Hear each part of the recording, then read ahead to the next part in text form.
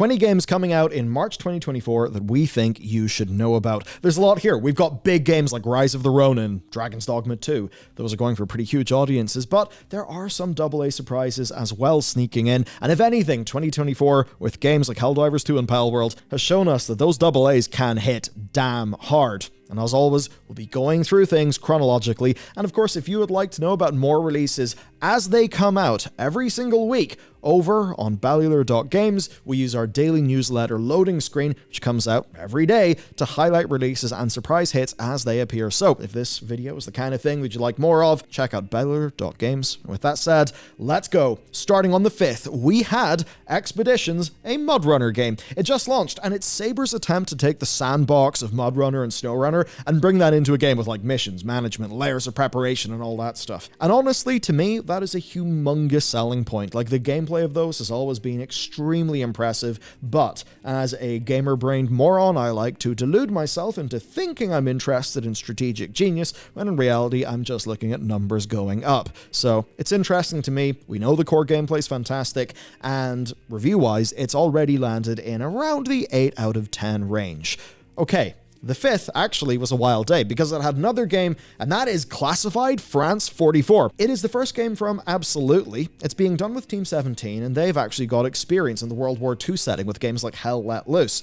And Classified essentially is taking the spirit of XCOM and it's bringing it to the months before the D-Day landings, where you're essentially doing commando things along with French resistance. So imagine stealthy XCOM with troops that you can name after your mates and kill. They're going pretty hard on stealth and authenticity, and right now on OpenCritic, it's sitting around 75 to 80, so if that's your kind of thing, and it's certainly my kind of thing, yeah, it's one to check out. Okay, the Outlast Trials was met with skepticism. Basically, the question was, could the oppressive personal horror of the Outlast games actually translate to a stealth-based multiplayer horror game built around the idea of cooperative escape from the asylum? Turns out the answer is yes, and we know that because it's been in early access for months. In Steam, its scores are in and around the 90s. And yes, it is basically the spirit of those games mixed with cooperative escape from very unethical trials. Okay, let's move on to the 7th, where we've got something for the Scandinavians. Snufkin, a melody of Moomin Valley. Okay, it is a game adaptation of that character and that world, which was all developed from the 40s through to the 90s. Basically, it looks like it will land with a lot of people for whom this is pretty big in their childhood,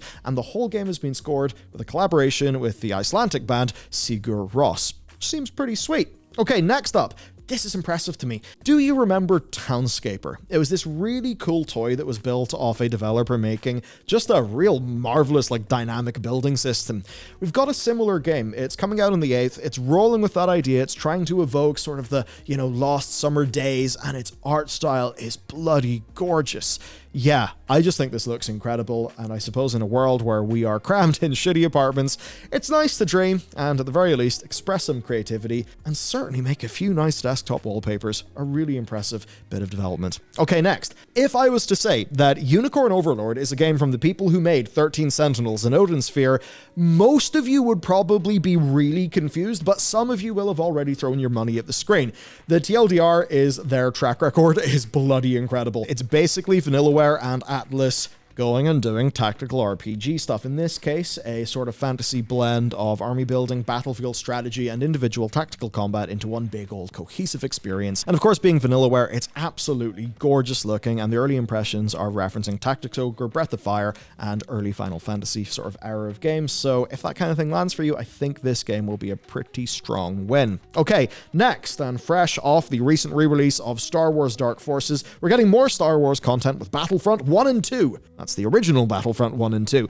They're back. They've got 64 players on every platform, loads of platform-exclusive DLCs now bundled into this new package, and the devs at Asper have, they've also taken the Hero Assault mode, and they've turned that into a full feature across every ground map. I mean, I'll say it pretty simply, these were some of my favorite games to play as a kid, so for the nostalgia blast, I'm absolutely in for this. Next then, a game I had absolutely no idea about, but it is pretty interesting looking. So, Outcast A New Beginning is a pretty suitably titled throwback that's releasing on the 15th of March. It's very much in keeping with what the Embracer Group has been doing with IP they own, where this is a revival of a dormant IP. Now, the original game, the original Outcast, was one of the first non-linear open-world third-person games. And in this case, it's pretty interesting because loads of the original team are making this, like high up original team, which, I mean, given the time span, that's kind of fascinating. So basically, here's the lowdown of it. It is a sci-fi open-world game that sees you as a human on an alien world where you're trying to run an insurgency against an invading force. You're using tools like jetpacks,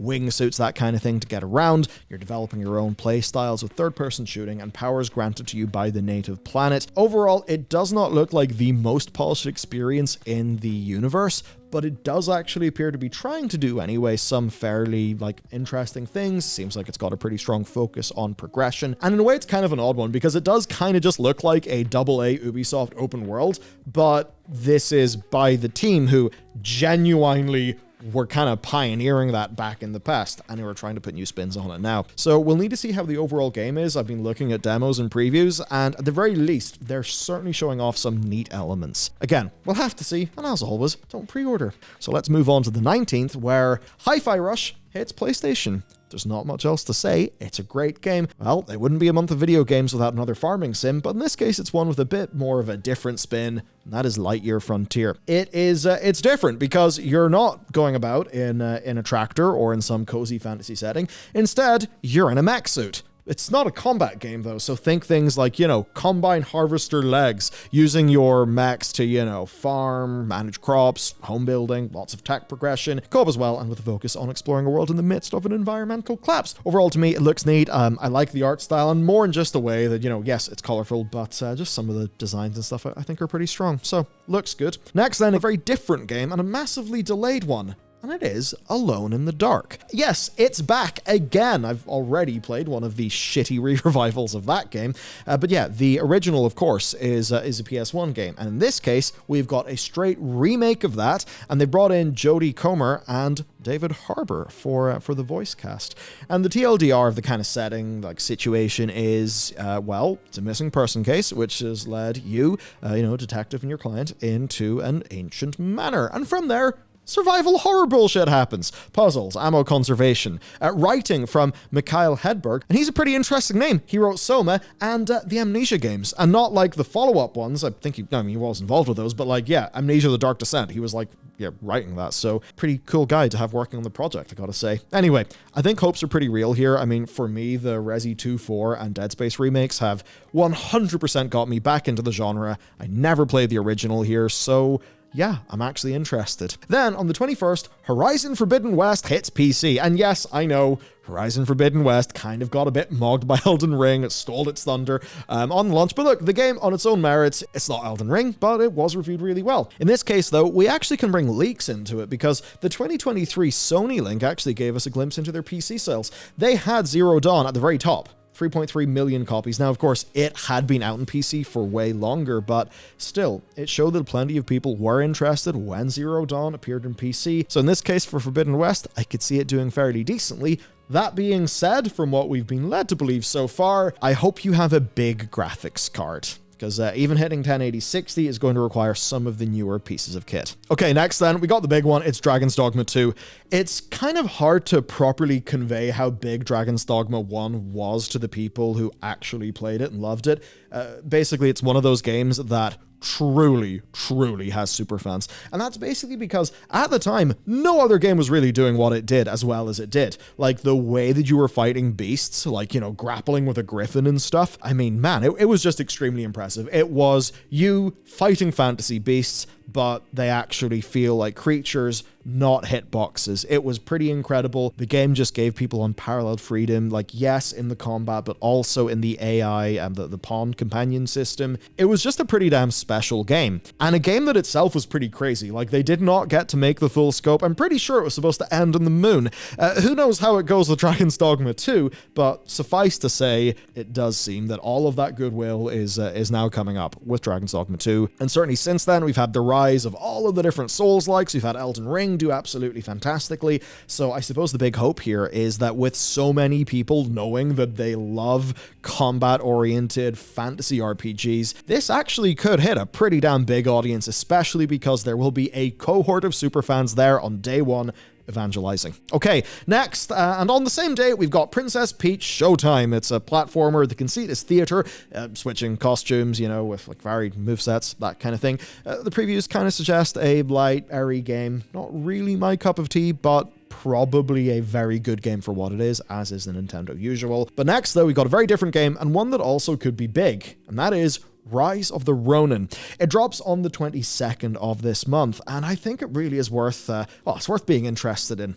It's very much PlayStation going for like another shot of, like Ghost of Tsushima, I suppose, in a way, but there are differences. What this is, though, is a third-person open-world action game by Team Ninja. The twist, though, is that this is set right at the end of the Tokugawa Shogunate. I love that time period. It is fascinating, and if I was to explain it to you via video games, I would say that, the canonical ending of Total War Shogun 2 was the Tokugawa Shogunate, and this is basically set in the same period as Fall of the Samurai, similar period to the Tom Cruise movie, The Last Samurai, as an example. Basically, the whole situation is a big old powder keg. You're able to, interact with historical figures, sort of shape the era, which definitely makes you think of Assassin's Creed. And obviously, Assassin's Creed Red is going to be a thing, but this time, it's made by Team Ninja. They've previously made the Nioh games, as an example, which I think broadly people really do like those.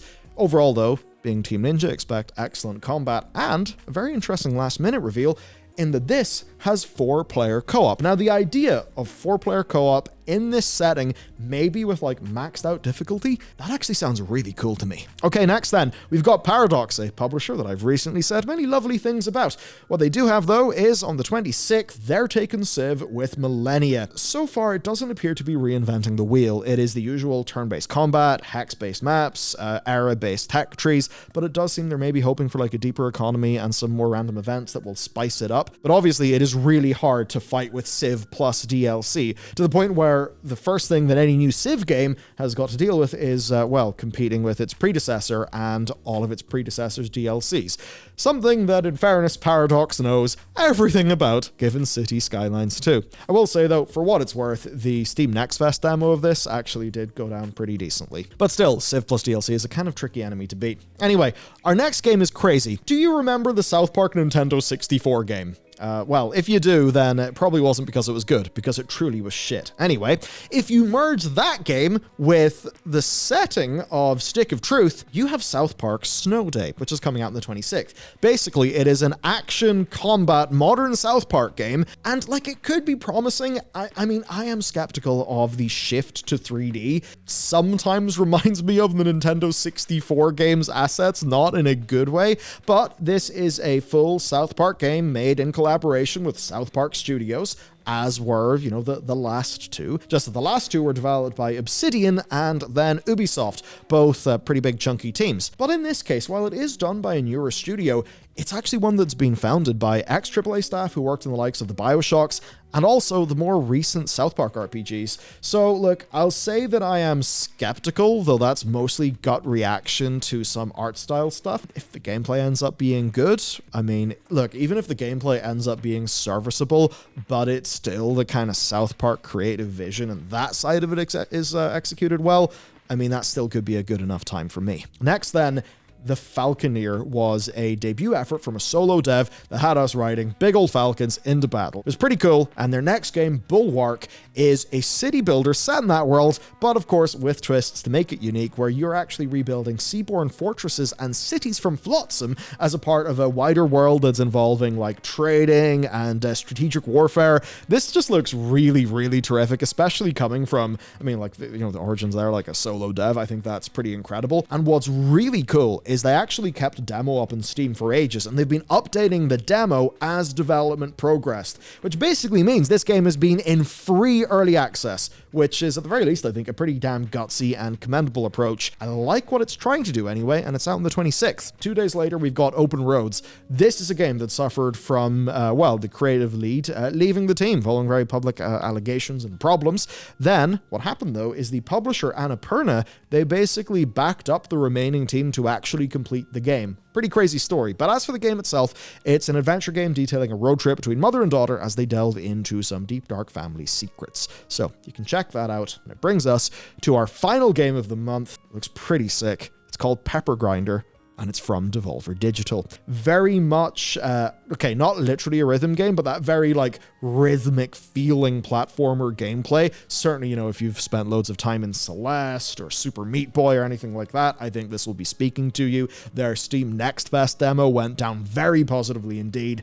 It just looks like an immediately playable like moveset and map design. So I think that'll be pretty damn good. And with that, there you are. That's 20 games that are coming out in March. And I think for almost every one of us, there's at least one title here that goes hard. I mean, for me, Rise of the Ronin is definitely my big budget pick. The thing I'm actually the most interested in, though, is Bulwark. Probably put Classified 44 in there as well. Because, I mean, come on, like World War II stuff and history. I mean, yeah, that is good for me. And I think overall, what this shows us, though, is as much as the industry news is often a complete shit show, what is happening, though, is the games are flowing, even from interesting titles like Rise of the Ronin to indies like with Bulwark. There's actually good shit out there. So as much as the stream of news, you know, it's fun to follow, but don't let it get you down, because the actual video games still do exist. They may not always come from those big AAA sources, but they are still there. That's it for today's video. If you want more stuff like this,